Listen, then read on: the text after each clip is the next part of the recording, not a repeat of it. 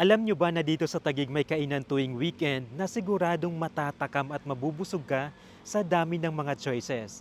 Halo-halo na din ang binebenta dito. Talagang craving satisfied ka dahil all-in-one na ang Aani Weekend Market. Pwede na tayo tumambay mula umaga hanggang tanghali para matikman ang breakfast, lunch, pati na ang merienda. Pagbusog na, diretso ka na din sa palengke. Andito ang mga isda, karne at seafoods, may mga fruits and gulay din. Meron din sa mga plantito at plantita. Baka ang hanap mong halaman at bulaklak ay makikita mo lang dito. Halos lahat ng kailangan mo sa garden ay kumpleto din sila. Kung hanap mo naman ay mga damit, available din yan dito.